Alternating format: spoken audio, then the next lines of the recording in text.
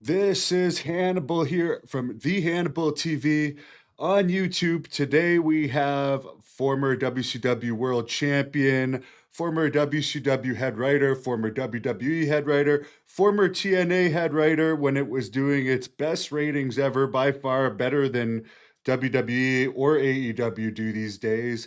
And now he's also the Juggalo Championship Wrestling head writer, none other than Vince Russo. Hey, Hannibal, I got to tell you something. I don't think you know this, but do you know on my podcasts, russosbrand.com, we always play homage to you.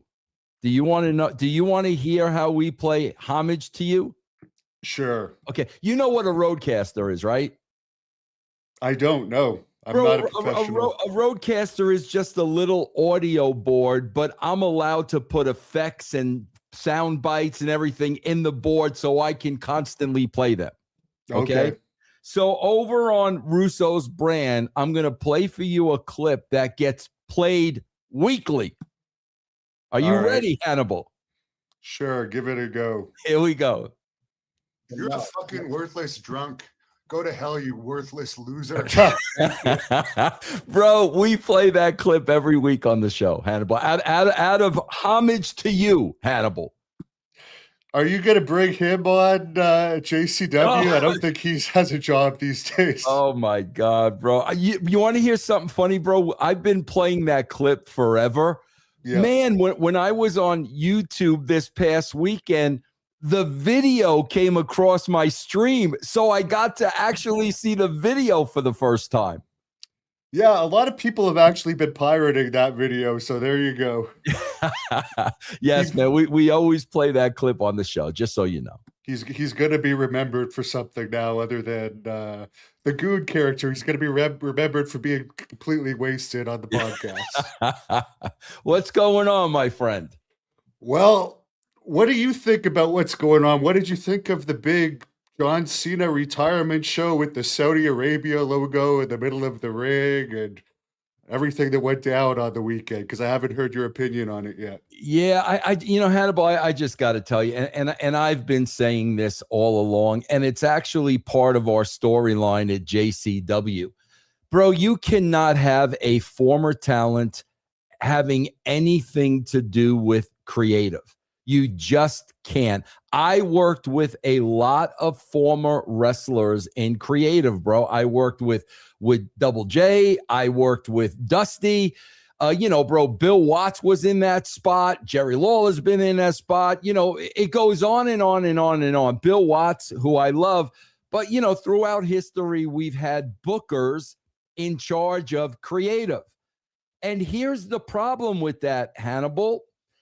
The former wrestler usually has a history of the talent he's writing for or he's creating for. So Triple H is going to go into that job as, director of creative, whatever the title is. And, he's some of the guys he's going to like, some of the guys he isn't going to like. And that's going to go back to his wrestling career, who he was buddies with and who he had heat with. That's why when you had Russo and Ferrara and you had two writers and Jim Ross handed us a roster, that never came into play. It wasn't even playing field with us. We didn't have favorites and we didn't have a history of working with these guys. Triple H has a history of working with talent. And also Triple H he himself is a talent. And listen, man, we all see this. I'm not telling anybody anything new. Triple H's face is all over everything. He voiceovers everything. He puts himself center stage. And if you don't think Triple H isn't protecting his legacy, that he wants to go down as the greatest of all time, so this is going to affect his booking and his booking of other talent. That's why Karrion Kross is no longer there, because Karrion Kross was a threat to him. He saw the greatness in Karrion Kross. Now you've got John Cena after 25 years retiring. The entire the entire buildup, the entire retirement tour was a bust, was a drizzle and shits. And then in his very last match, when you have a guy for 25 years telling kids, bro, make a wish, telling kids for 25 years, don't give up. Don't ever give up. And on his last match, you have him give up. You know what I have to say about that, bro? F Triple H. He knows exactly what he's doing. And on the hero's last hurrah, you have him give up when for 25 years his mantra has been, don't give up. Bro, that's done on purpose. That's done out of spite. That is done to bury John Cena, and Triple H is an asshole. And you could take that clip, because I'll tell you what, Hannibal, even if that was John Cena's idea, if I am the head writer and John Cena pitches that to me, I'm saying, John, with all due respect, no freaking way, bro. There is no freaking way you do that. You built a career on these kids and Make-A-Wish and never give up. You are not giving up on your last match. What kind of a message does that send to the kids that have looked up to you? The message it sends that, eventually in life, we're going to give up. You're going to give up. And I would have said, John, I understand what you're trying to do. No freaking way I am allowing that to happen. No freaking way. And what do you think for the people that paid between $500 and $9,500? I mean, we've seen him lose a lot. It's not like he hasn't lost. These are his super fans paying a fortune to see him. And maybe Gunther's like a mid-carder to me. I don't know, but it's not like he's at the Shawn Michaels level or like the very top tier level. We just saw him beat Goldberg. It didn't seem to boost ratings or anything. So I don't know. It just seems to like give everyone a big sour taste in their mouth to end things out. Yeah, Hannibal, Gunther lost to Sami Zayn. Give me a fucking break. Like, seriously, bro. The guy lost to Sami Zayn. The guy lost to freaking Jey Uso. Give me a fucking break. If you would have built Gunther to the point of going into this match, he had never lost. And bro, remember, Gunther was on that streak for a while. And who ended the streak? Sami Zayn? Sami Zayn, who I would have a 50-50 chance of beating, and I'm 65 years old. So this is a guy that lost to freaking Jey Uso, and freaking, he means nothing. You've already killed Gunther because you didn't know how to build the guy properly. The minute Gunther lost to Sami Zayn, no casual fan in the world is ever going to forget that. And if you think people have forgotten that, and he made John Cena tap out, now he's Superman, bro, you're out of your freaking mind. It's freaking horrible. And I got to tell you, bro, I don't give a shit if people say, Vince, you're bitter, you're this or that. Bro, kiss my freaking ass. His farewell tour has been freaking horrible, and it's no surprise that they ended it on a horrible note. Shame on everybody freaking involved, bro. Yeah, and would you have booked a show like that? It's like they're paying up to $9,500. There's 4 matches on the show, and the only real stars that are having matches are Cody and John Cena. Like Lesnar's not on the show. Punk's just on it. And again, why did they give the championship belts to a guy that just tapped out?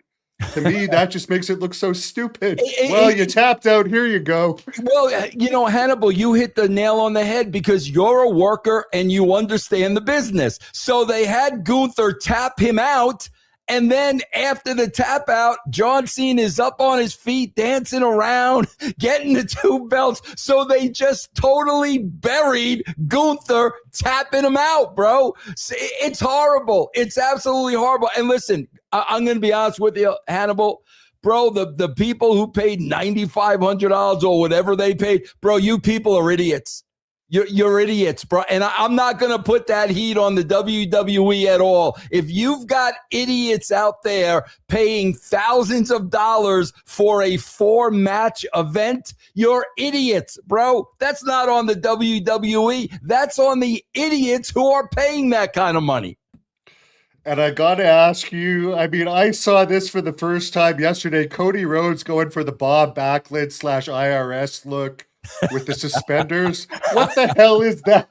Could you imagine Hulk Hogan in suspenders or Goldberg in suspenders? What the hell is he thinking? I love that. The old Bob Backlund says, I used to love when freaking Backlund used to wear his red suspenders and his bow tie and cut those promos. That's a great point, Hannibal. What was he thinking, bro? Like, he's supposed to be a baby face, right? Like, you've said it before, like there's basically just geeks still watching. Yes. There's not cool people will follow it, but they won't necessarily watch, and people aren't talking about it at the gyms anymore. Yep. Yeah. I am a wrestler, so when The Rock made his return a few years ago, people were bringing it up to me. I don't hear any of that. So do they think him in suspenders suddenly they're gonna like get all the college kids back on board? Bro, I will give you another test, bro. I will give you another, and I swear to God, bro, I honestly cannot answer this question. Hannibal, when is the last time you saw one wrestling t-shirt out in public? When is the last time, bro, you literally and not at the JCW show in Wichita? Yeah, okay, exactly. When you're out in public, bro, you never ever see one person wearing a wrestling shirt. And I hate to break the news to you. If you do, chances are it's NWO or Austin 316. Bro, that tells you everything you need to know. Casual wrestling fans, normal people are not watching wrestling anymore, bro. They have passed by the wrestling business. And like I said, bro, that's why you will not see one wrestling shirt in public. Nobody, bro, no casual fan is watching this shit anymore. No, because they're embarrassed. Right? They'd be too embarrassed. I would be too. Yeah, and there's a question here. Someone that is giving a tip. You said wrestling fans have convinced themselves it's real, and now fans chase Gunther after Saturday night's main event like George Steele after wrestling Bruno in 2025. I don't quite know what you mean by that. I think Triple H had all the heat really on that. Yeah. Well, you know, awesome sauce. It's not wrestling fans. It's marks. It's marks, bro. Like, let's just call them what they are. If you're still watching these shows and you're paying hundreds or thousands of dollars to go to these shows, you're a mark. Nobody in their right mind is wasting 5 hours a week, 6 hours a week watching this shit anymore or going to events. So let's call it what it is. And I'm sick of hearing people like this. Oh, they're doing something right. They're printing money. It's from streaming deals, which is a temporary thing where cable is fighting with streaming. And they're getting $150 million from Saudi Arabia, plus the Saudi Arabia thing on the mat. And they were just in Kansas City, a 20,000 seat building for SmackDown, 7,000. Yeah. And that's with Cena and all them. And what's going to happen next year? Well, and Hannibal, what's going to happen when this happens? Freaking Fox already pulled the plug on the WWE and said, sorry, guys, we overpaid you. We weren't making a return on our investment. And that Fox deal was very important to them, bro. They were getting promoted on every NFL game every Sunday. The top NFL commentators were putting over the WWE. And at the end of the day, Fox said, you know what, bro? We made a mistake. What's going to happen when ESPN does that? Because they're the next ones to do it. They're the next ones to say, you know what, bro? You guys sold us a bill of goods. WrestlePalooza sucked. The Survivor Series sucked. We're not getting the subscribers to the channel we thought we were going to get, or you told us we were going to get. So what's going to happen then when ESPN pulls the plug? Well, let me tell you exactly what's going to happen. They're not going to get those lucrative deals anymore, because now there's going to be a track history of networks and streaming services and cable providers overpaying for them. And let me tell you something, bro. The minute ESPN pulls out of this, that's exactly what's going to happen to them on the other side of this. And I guess the guy is just clarifying. He says when the company's making that much cash, they don't care about the fans again. Yeah. Yes, he's absolutely right. Irk, you are 1,000% right. You heard me. You hear me say on Russo's brand all the time. They've already cashed the check. The check's already cashed, bro. It doesn't matter what kind of shit they put on TV. It doesn't matter. They're going to get the same amount of money whether one person watches or 10 million people watch. So you are dead on. The only way that would change is if they really cared about the fans and they really wanted to put on a good show. Bro, they don't give a shit about the fans. All TKO cares about is the money. But as long as you people continue to pay $1,000, $2,000, $5,000, $10,000, bro, nothing's ever going to change. What did you think of Vince McMahon making his first appearance back on TV when they used him in the tribute to John Cena? I guess they played a clip of him talking for the first time since. Is the Janelle Grant thing still going? Because we heard the lawyer say something when Brock returns, and it's been dead silence since like early August. Yeah, no, it's still going on, bro. I mean, it is still dragging on. And, you know, I bet you that was probably a Cena thing. I would not be surprised at all if Vince wanted Cena. I'm sorry, if Cena wanted Vince to just have a small part of that tribute. That would not surprise me at all. And I have to tell you, for some weird reason, both Jim Cornette and Ric Flair went after me last week, both of them lying. And just like I reported on something that everyone else reported on, but for some reason they singled me out. And I realized for the first time, I knew Cornette was a liar, but I realized for the first time just how big of a liar and a scumbag Ric Flair is. And how did you deal with him when... Well, yeah, listen, man, you know, Hannibal, when you're in the wrestling business, bro, the majority of the people you're working with are con men, are snake oil salesmen, they're politicians, they're liars, they're backstabbers. And you know all that going in.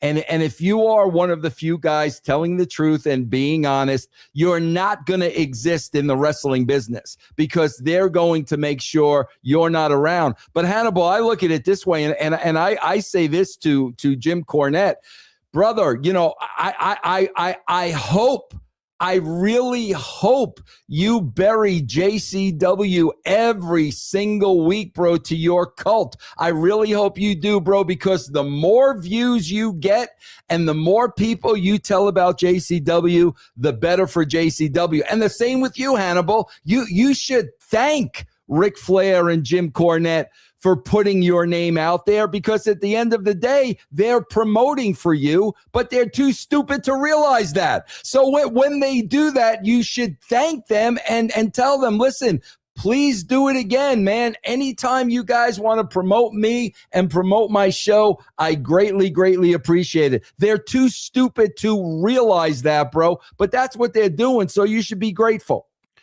I'm just glad, as someone sent me this article, Ric Flair's not out there crapping himself in bars. At least he's apparently sitting at football games thinking about me making tweets which makes no sense at all. But that's great. Whatever. Take it. Thank him, bro. Every time you see him tweeting, you freaking thank him, Hannibal. That's great for you. I'm telling you, bro. That's great. Yeah. All right. Well, I'll keep that in mind. Is there something with Flair not being on good terms with David Flair anymore? Because when he told me I'm not allowed to talk about any of his family, but apparently David Flair wasn't on the list because you have to ask Ric Flair's permission before you report on anything good or bad about his family for some reason. Yeah, that really is weird. Bro, listen, man, everybody knows I loved working with David, and I don't care what anybody says, bro. You could all kiss my ass. When I was working at David at WCW, go back and look at David's freaking work. David was great. I wish I could have a conversation with David, and not even an interview. Not for that. I wish I could have a personal conversation with David Flair just to tell him, bro, when I was head of creative over at WCW, bro, that dude knocked it out of the park. He was freaking great. I don't care what anybody says. How do you even think Flair would have done? I mean, he's gotten a lot of trouble even in his 50s, 60s, and 70s. Would he have even got a chance if social media was around in his younger days when he's going around like, you can't tell me every flight attendant was just going crazy when he would flash them.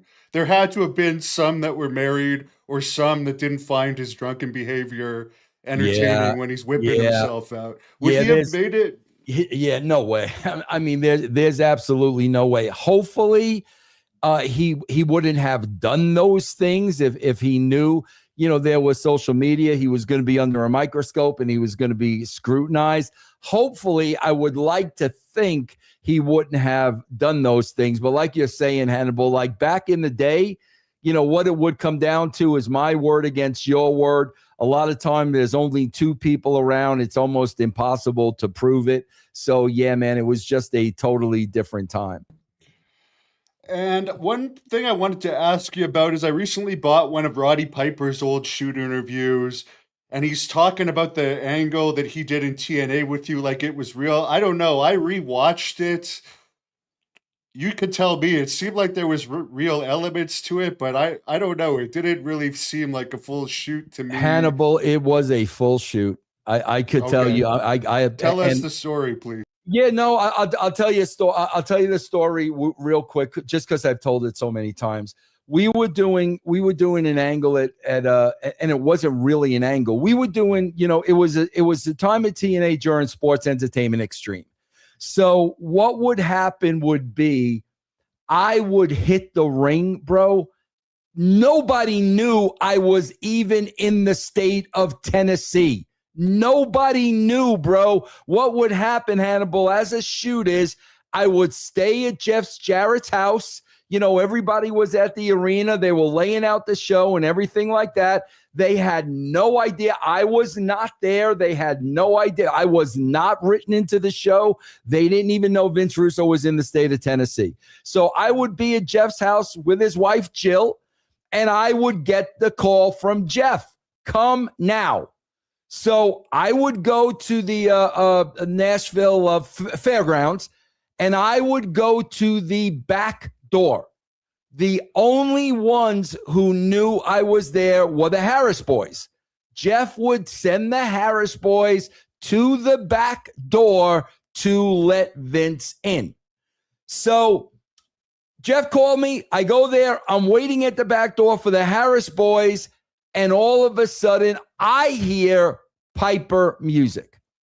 Jeff did not tell me Piper was going to be on the show. So Jeff kayfabed me. No problem, bro. He got one over on me. I actually thought it was pretty funny at the time. But then I'm outside the door and I'm listening to Piper's promo. And then Piper starts going down the road of me killing Owen Hart. And bro, I'm listening to this and I'm getting madder and I'm getting madder and I'm getting madder. And I finally said to myself, bro, if nobody is going to shut this guy up, I'm going to go in there and I'm going to shut him up myself. And that's exactly what I did. While he was cutting this promo, bro, I walked in. I remember his back was turned to me and I stood in the opposite corner of the ring. Bro, I had no idea what he was going to do. He had no idea what he was going to do. I think he paintbrushed me a few times. Hannibal, on my children, on my late mother, I don't know who else I could swear on. Every bit of that was 100% a shoot. I didn't know he was going to be there. He didn't know I was going to be there. I didn't see him after the show. When that was over, bro, when that was over, I went right back out the way I came. I got in my Jeep and I left. And I never had a conversation with him. He never had a conversation with me. 1000%, bro. That's the way it went down. And if people don't want to believe it at this point, I literally could care less.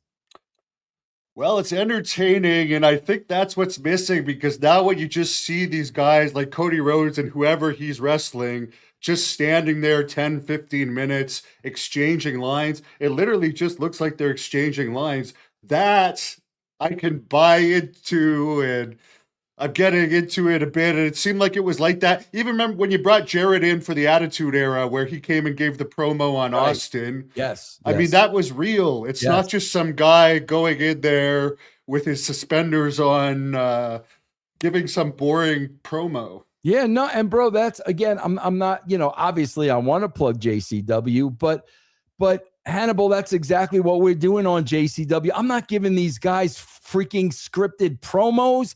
Every scene that I'm in with Vito, we don't rehearse it. We don't go over it. We know what the story is. I know my character. He knows his characters, and we go, bro. It's 1000% improvise. We're not studying lines. I'm not telling Vito, you need to hit this and you need to hit that. I'm not writing down anything for myself. My God, bro, at this level, you guys are supposed to be pros, man. You guys are supposed to be pros, and you're memorizing scripts, and it's coming across like you're memorizing scripts. Bro, if you can't improvise and you're a professional wrestler, you should not be a freaking professional wrestler, bro. You should be able to 1000% improvise. You think Vince McMahon, when he was doing that stuff with Austin, you think Vince McMahon had written lines? Are you freaking kidding me, bro? No way. That reminds me of that thing with Thunder Rosa, who I don't know why she's still getting hundreds of thousands a year. You remember a few months ago, they get in the ring at AEW and they all just freeze? It's like they're on Dynamite and they just freeze. It's like you should all be fired. Yeah.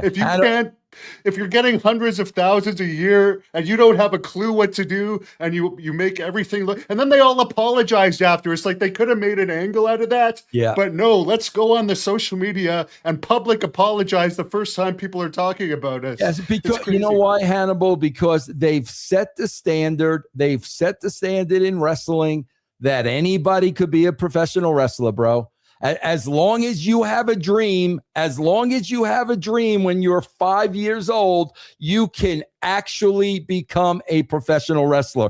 And what you're seeing a lot today is, bro, they're not pros.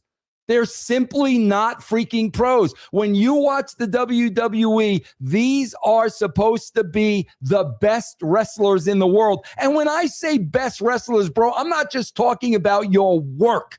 I'm talking about your character, bro, and your acting ability. I'm talking about the whole package, bro. You're supposed to be the best in the world. And unfortunately, I would tell you without a shadow of a doubt, 75% of them are amateurs, bro. They are freaking amateurs. No question about it. And I won't torture myself watching the match, but numerous people told me they could hear John Cena calling the spots to Gunther. To me, that's part of being also, just to bring up, these two were putting each other over before the match. Oh, I got so much respect for having this match. I'm so proud. Blah, blah, blah, blah, blah. Why do I want to see this? I don't want to see a heel and a babyface in a movie talking like friends before. You're absolutely. Can you imagine if Clubber Lang would have been putting Rocky Balboa over? Can you imagine? No, I couldn't imagine Macho Man and Hogan in the newspaper before WrestleMania 5. Oh, this is going to be such an honor. We really built a good story here. At least the fans don't want to hear that. I don't think the executives realize that. They think that we're all just idiots Well, because no, they're not wrestling fans. and Hannibal, because of what you're saying, that is why casual wrestling fans do not watch anymore. Exactly what you're saying. That is why they do not watch anymore. I don't know if you even saw the Cena on Joe Rogan. They had this absolute geek wrestling fan helping Joe Rogan with the questions, saying, this was the greatest heel turn of all time, blah, blah, blah, blah, blah. And he's literally marking out for everything Cena did. And I'm watching this thinking anybody that's not a fan is looking at this guy thinking only the absolute nerdiest of the nerds are watching this crap. 1,000%. 1,000%, bro. Wrestling used to be cool. It is not cool anymore. Like Hannibal just said, Cody Rhodes going out there with suspenders are cool. Why the freak do you guys think Austin got so over? Why do you think Rock got so over? Why do you think NWO got so over? Because these guys were cool. Everybody wanted to be freaking Kevin Nash. I was just going to say that. Yeah. Nash and suspenders. Can you imagine? Yes, exactly. You tell me who's cool in the WWE today? CM Punk is cool. CM Punk is a 45-year-old man trying to act cool. Then the whole Saudi Arabia crap with Punk, that just disgusts so many people. Yes. Oh, they still stone transgenders to death there, by the way. That's a real punishment there. They stone people to death, but he loves it. But he'll wear his transgender rights shirt. At 1,000%, bro. I'm 1,000% with you. And that's why cool people do not watch wrestling anymore, bro. It is the most uncoolest, unhip thing that comes on your television screen, man.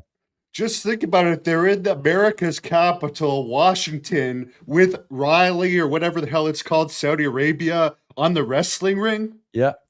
Remember when Hulk Hogan fought for the rights of every man? Yeah. They're promoting a place that's completely against human rights. Yep. That doesn't make any sense. Exactly. That turns people like me off that are patriots. It turns a lot of people off. But bro, listen, the marks who support them have shown time and time again, we will support them no matter what they do. Those are the only people supporting the product today, bro. Did I lose Hannibal? Oh, there you go. I lost you for a second.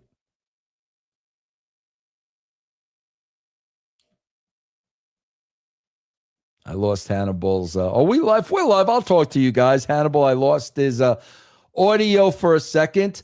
I'm glad you guys joined in, bro. I always love doing Hannibal's show, man. Hannibal's a smart dude. Hannibal's a fair dude. I always enjoy having conversations with Hannibal. Whenever he calls me to come on the show, I'm always happy to do it. You guys know me, man. I am all about straight shooting. And Hannibal is about as straight as they come. Donnie, you are welcome, my friend. Donnie says, thanks for doing this. Okay, I think he's back. Are you back? Yeah, for some reason the mic got disconnected, but someone was kind of making fun of your old JCW champion. I mean, he's a good guy. He's part of the old regime, but I understand that there's been a change. Who were they talking about? They didn't specify. They said... Too tough Tony, probably. Yeah, I'm going to put it back up while you talk about what you see for the future of JCW. Yeah, bro, JCW, man, it's it's not the freaking Attitude Era, bro. It's the Attitude Era 2025. That's what it is. It's not the Attitude Era 1999. It's the Attitude Era 2025. It's freaking real, bro. It's not this fake bullshit where every angle is, oh, I want to have a match with you because I'm better than you. And it is real. There are real personalities. There's real people. There's real dialogue. There's real storylines. And you guys should check it out. JCW Lunacy. We have a new episode every Thursday night on YouTube at 7:00 Eastern. Yeah, and actually the altercation you had in the parking lot with Violent J the other week got about 200,000 hits on my Instagram. Yeah, and that's and my conversation with Violent J was a shoot. Wrestlers can't be bookers. That's a shoot. That's a shoot with me. That's not scripted. I believe that wholeheartedly, bro. Wrestlers cannot be bookers, and you're seeing that with Triple H, man. So as far as JCW's future, some people have been asking me that because Violent J lets me post clips here and there. They've been saying, what are the plans? Are you guys looking for a streaming deal, TV deal, or are you guys happy with what you're doing now with YouTube? Yeah, no, bro, we've got to build it up, man, because obviously since I started working with Jay, there's obviously been a significant change in the product. So, we got to build that up, bro. We've only, I think the episode that's out right now is maybe my 6th. It's only the 6th episode I wrote. So right now, man, we are in a building mode. We are just building that up. And then, once we get to where we want to be, of course, bro, we'd love a streaming deal. We'd love some kind of deal. I mean, that's what everybody's shooting for. But right now, unlike the WWE, here's where our concentration is right now, to make it the best show it can possibly be, bro. No shortcuts, no laziness, no writing it in. Jay and I are just trying to make every episode the absolute best it can be. And I actually had a poll on this channel that around 2,000 people voted on, what was the best companies of 2025. You guys were just under AEW. It was WWE, AEW, you guys, and then MLW was way, way below you guys. Yeah. And NWA didn't even make it. They've just dropped right off. There's no question, bro. If you're talking about a year from now, no doubt it'll be better than AEW. There's no doubt about that. Obviously, with the WWE, guys, this is a juggernaut. They've been around forever. They've got billions and billions and billions of dollars. They've, more or less got a monopoly. That's going to be a little bit more difficult. But, bro, I stopped watching AEW 5 years ago, man.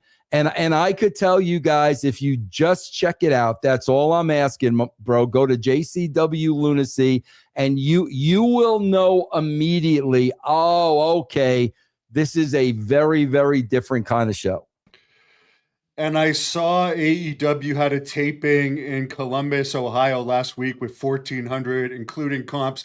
Here's one thing that I think where AEW is going wrong. They're not being honest. Every time you see Tony Khan, oh, this is the greatest year ever, blah, blah, blah, blah, blah. Well, the fans know it's not. So stop lying to us. I heard that Terry Funk once at ECW said, hey, guys, just stick with us. We're going to get back up there. They're not doing that. And if you were booking, you're paying guys millions of dollars to sit at home. Jericho hasn't wrestled since April.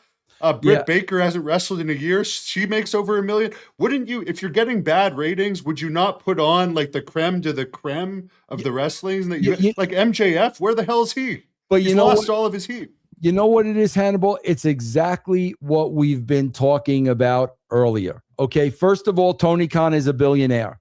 Tony Khan could give a shit about money. Tony Khan could give a shit whether AEW makes money or not. As a matter of fact, bro, for all we know, Hannibal, it may be a positive for them to lose money because, Shad, his dad, probably needs a tax write-off. So for all we know, bro, it could be a plus if they lose money. Here's the problem with Triple H and Tony Khan, bro. They're writing a wrestling show that they like. Triple H could give a shit, bro, how many people are watching the show, because as the viewer said, a couple of minutes ago, bro, the money's rolling in.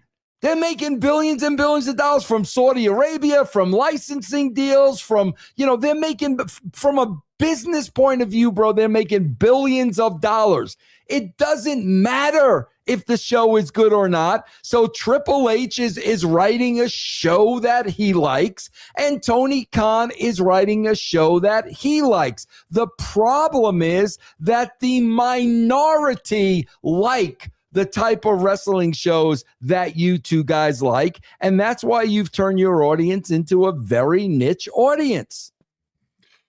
Yeah, and I'm sick of hearing that a good match has to have lots of acrobatics and leg slapping in it. Because to me, as someone that's been in real fights, I just look at that and I'm just like, that's not going to work in a real fight.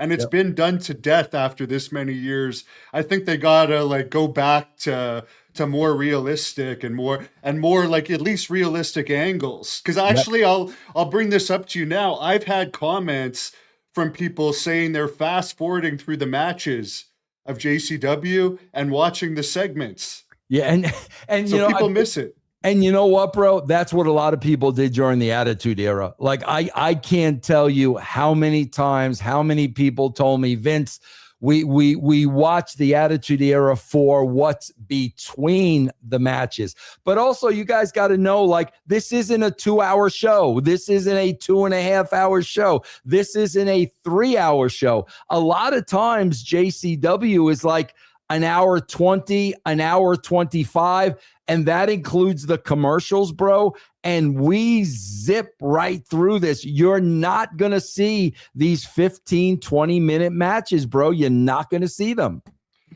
And you've had crowds of like 2,000, 1,500. So you're actually quite equal with AEW right now as far as actual crowds. And I know a lot of it's because of the popularity of ICP. Right. But it's a hotter crowd too. Like when I was at the one in Wichita, they were going nuts. Like it Oh, was yeah. back to the Yeah. NWO days. Yeah, and there's no question about it, bro. You know, a lot of the fans are juggalos because they've been ICP fans for, God, bro, ICP started in 1989. So, yeah, bro, they've been fans for 36 years. But like exactly what Hannibal said, bro, I'm very thankful for that. But those people that come to the show, bro, are into the show and are very excited about the show. And when you watch it, you can see that. And someone just mentions here they can't watch 3 hours of wrestling. And the other thing, I heard AEW this summer had an 8-hour pay-per-view. Who Yeah. the frick? Honestly, if you're a casual fan and someone gives you free tickets, I would never want to come back if I'm here as just a casual and I got to sit through 8 hours of wrestling. That does Yeah. not sound fun to me. That becomes a job. Yeah, I can't imagine sitting through 8 hours of anything. I mean, seriously, bro, 8 hours of anything. Come on, man. And a bunch of people were asking when I said you were going to come on, do you know anything, or could you tell us anything about the whole Kurt Angle, Jeff Jarrett fiasco back when you were in TNA and there was the thing where the wife switched wrestlers, I guess? Yeah, I mean, bro, that was all a shoot. And I mean, as a writer, the cool thing for me was, you know, obviously my first thought is, bro, we got to play this out on TV, man. And you know that's always gonna depend on the talent. And bro, real wrestlers, real true wrestlers, what they're always looking at is, can we make money with this angle? That's the first thing they're always looking at. And Kurt knew they could make money with it, and Jeff knew they could make money with it, and Karen knew they could make money. Everybody was on board. So we just tried to play the angle out on TV to give you more of a realistic product. Yeah, and that was one of the better things in TNA. What happened when you were kind of pushed out of TNA? Could you kind of explain that? Because there was a lot of politics going on, and I don't know if I know I've heard the Bischoff version, but I don't think I've ever heard your version. Yeah, I was never pushed out, bro. I quit. No, nobody ever pushed me out of anything. You know, once Bischoff got there, once Bruce Pritchard got there, it was politics all over again, bro. And you know, I at that point I was too old for it. I'd been through it before with both of those guys. And at the end of 2012, I just was it the end or the beginning? It might have been the beginning of 2012. I just said to my lawyer, bro, whatever you've got to do, get me out of this contract. I'm done. And I left on my own. I was not pushed out. I was not told to leave. I basically said, I am not playing politics with these two freaking jackoffs anymore. So I left. I just left. What do you think about this current era where there's a lot of like let's just say it, marks that are now wrestling reporters because they're paying wrestlers, whether it's Steven Richards or whoever the guy is that works with Jim Cornette. They've done nothing in wrestling, but they present themselves as experts, and people are actually valuing their opinion as if they actually have some knowledge, but they've never promoted, Yeah. they've never wrestled, and they've never booked. And if it wasn't for this new video interview style, they would never even be anything. What do you think? Would you have imagined this to happen? Yeah, Hannibal, you are 1000% correct with that. And I'll tell you why. Bro, I am a huge baseball fan. I've been a huge baseball fan, bro, since 1970. So what is that? 55 years. Bro, never in a million years would I start a baseball podcast where all of a sudden I'm an authority. Never in a million years would I do that. If I ever want to do a baseball podcast, I would say every 5 minutes, I am a fan. I am a fan. I am a fan. Why? Because I've never been in the dugout. I've never laced up a pair of spikes, bro. I have no idea what it's really like. These guys think they're a part of it. They've actually convinced themselves they're a part of it. And bro, that's fine, bro. If you guys want to live in fairy tale land and the Sean Sapps of the world and really think you're a part of the business, that's fine, bro. But the sad thing is, bro, if you're one of these people paying them money to get their views on a business they were never a part of, again, I'm going to say it. You're an idiot, bro. You're an idiot.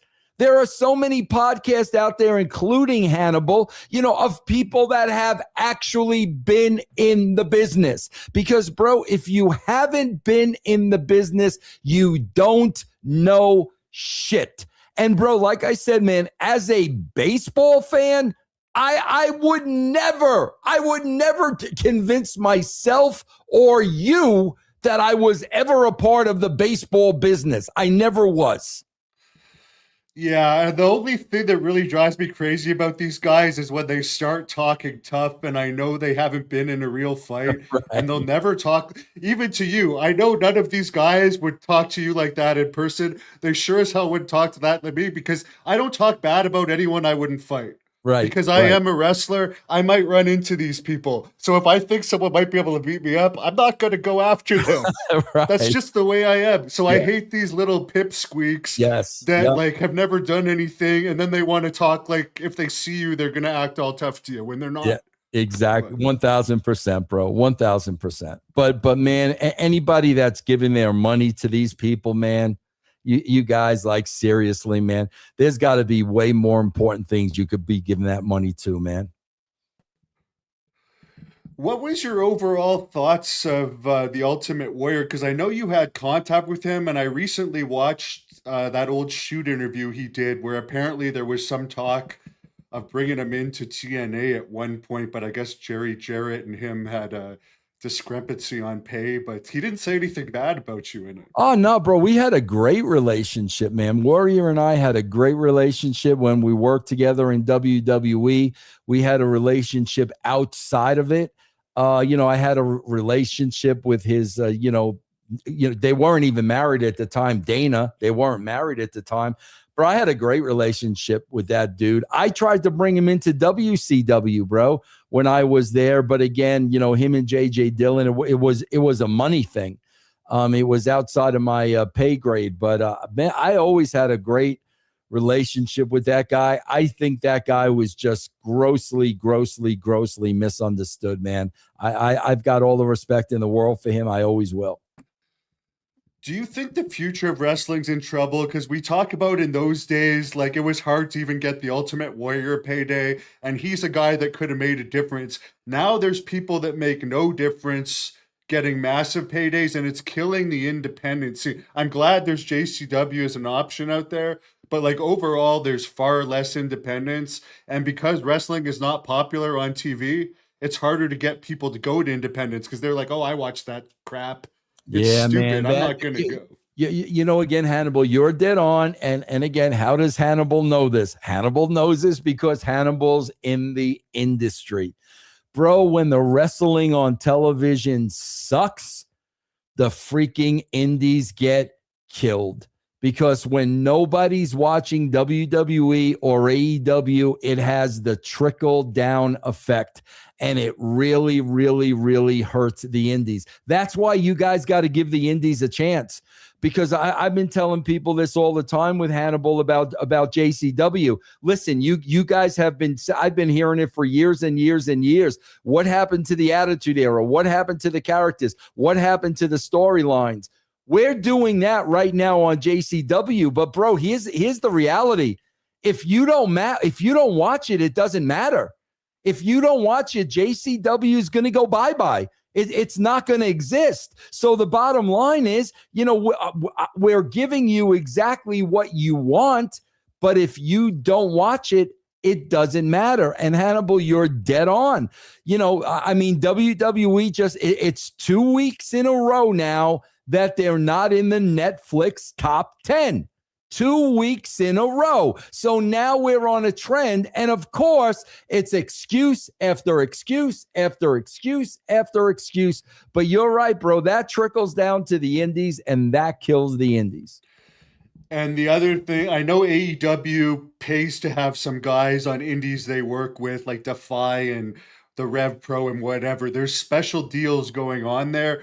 But when they're used to making so much, it's very hard for indie promoters to like pay these guys that get released, because especially these WWE people, they're getting paid to train huge money. So like when they get released or when they quit, they don't want to do it for like $500. Yeah. They're expecting to make this ridiculous money. So that hurts the indies too. Just Yep. because remember when there was no AEW, you could get Jake the Snake for $500 and you could get a crowd. Now he's making $608,000 a year. Yep. Is that an awesome gig? I agree with you 1000%, man. God, the people that are making that kind of money, bro, that's what really turned me off to the WWE. First and foremost, bro, is I'm watching the show and I'm like, listen, bro, when I watch a professional sport, it doesn't matter what it is, basketball, baseball, hockey, or football. When I watch a professional sport, I know I'm watching pros. If you're not a pro, you're not on the team. You got to be a pro to be on the team. So I know I am watching the best in the world. When I put on wrestling, I'm watching fucking amateurs, bro. I'm not watching pros. And I'm not going to waste my time watching amateurs. You know, bro, there was a time, Hannibal, you know, when we used to put on our televisions, we expected to see stars, bro. You want to see stars. You want to see people that are larger than life. I don't want to see my next door freaking neighbor. And when I watch, you know, I haven't watched AEW for 5 years. I'll never watch it again. So I can't comment on it. When I watch the WWE and I see half of these people, they're amateurs, man. I don't want to see freaking amateurs. I want to see pros.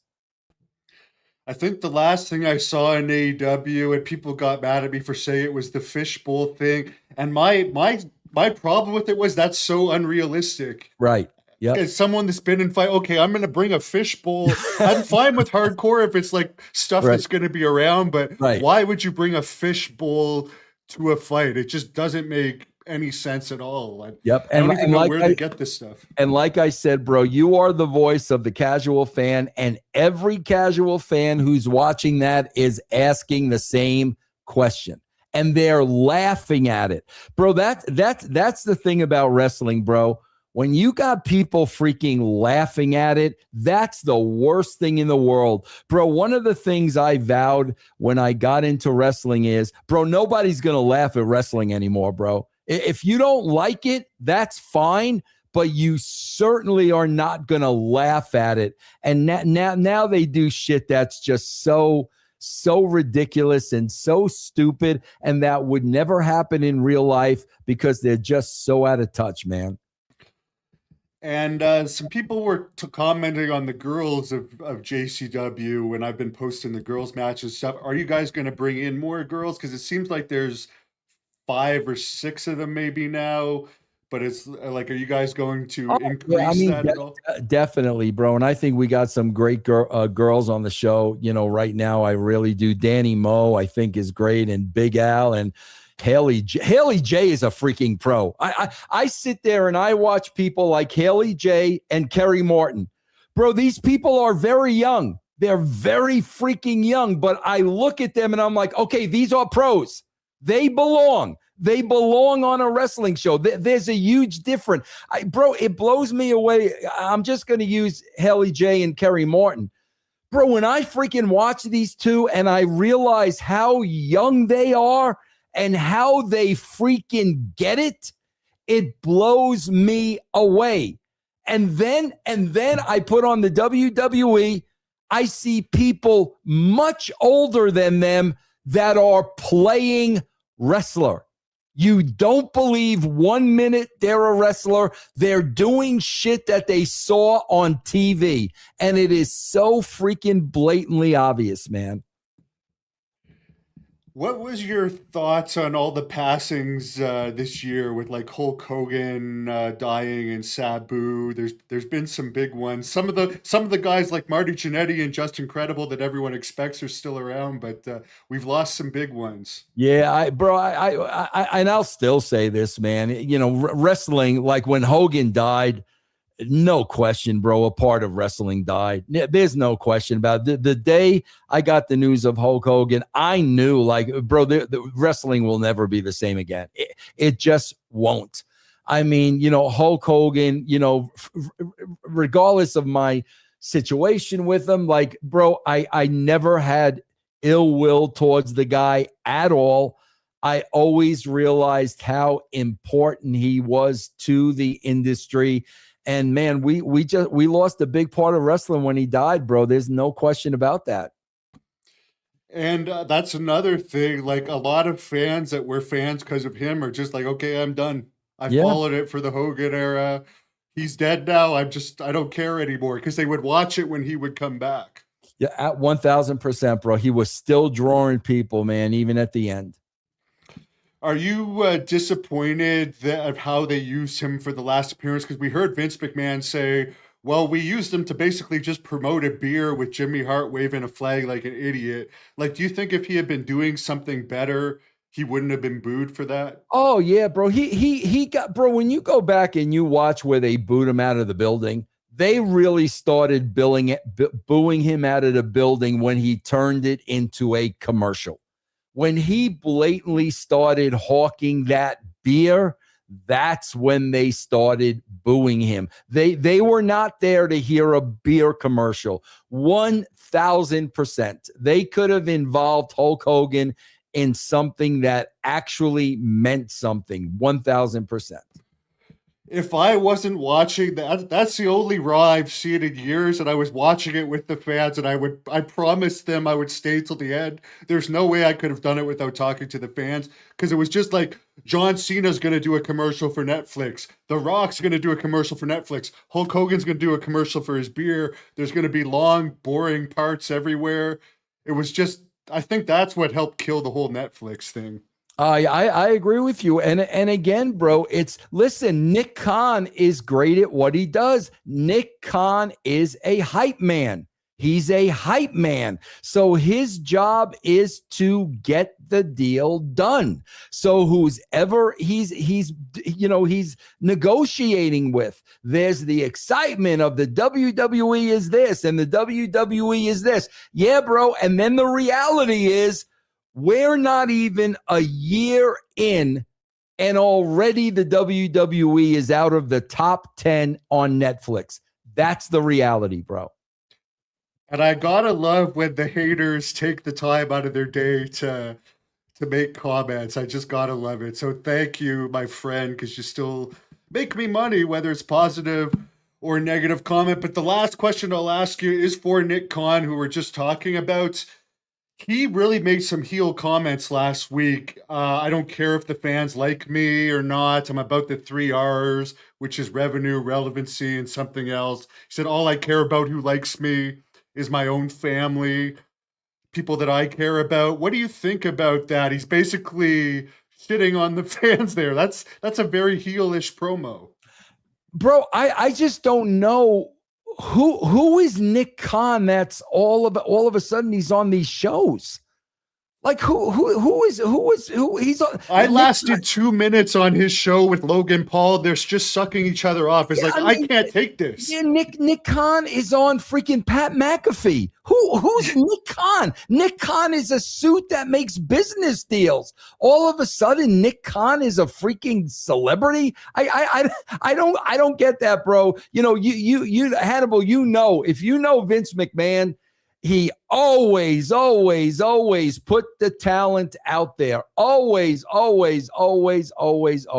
Bro, you should put that derogatory comment that guy put on the screen. I'd like to break that down. Here we go. All right, go ahead. We will finish off with this. First of all, I just want to say this off the bat. Stimson is calling us buffoons, I think.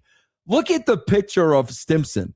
Look at the picture of this dude, bro. You're going to call us buffoons? Look at your freaking thumbnail, bro. Seriously. But two of the biggest buffoons in the history of pro wrestling sucking each other's wangs like a lot lizard at a truck stop. Hannibal, do you know what a lot lizard is? Do you know what a lot? Is that like a lizard that hangs out in parking lots? Is that what that is?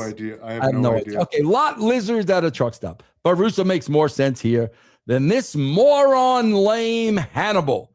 Hopefully when this Canadian clown kicks the bucket, Jim Cornette pisses on his unmarked grave too. Yeah, let me tell you something, bro. And I say this to Hannibal all the time. I freaking do his show. Every time Hannibal wants me to do his show, bro, I don't Truck stop hooker, by the way. Thank you, whoever pointed that out. Oh, a truck stop hooker is what a lot lizard. How would we know? I've never heard lot lizard in my life, but I want everybody to know. I always jump at the opportunity to do the show with Hannibal because, bro, I know Hannibal's a straight shooter, and I know Hannibal's not afraid of pissing off somebody at the WWE. He's always going to speak his mind because Hannibal's got a brand, and what's most important to Hannibal is Hannibal's audience. So Hannibal, therefore, is never going to sell out, like we saw the WWE with Saudi Arabia. And that's why Hannibal, bro, you're always at the top of my list. I always love doing your show, bro. I appreciate it. And I'll let you close this off with whatever you want to tell the fans. Yeah, guys, I'm just going to tell you two things, man. Please, JCW Lunacy on YouTube. We got a new show every Thursday night at 7 o'clock. Also, man, if you've never been a Russo brand member, guys, you can get a free week. It will cost you nothing. Just go to patreon.com/Russo TWC. If you want to subscribe after that, bro, it's $3 a month. So try it out. Russo'sBrand.com.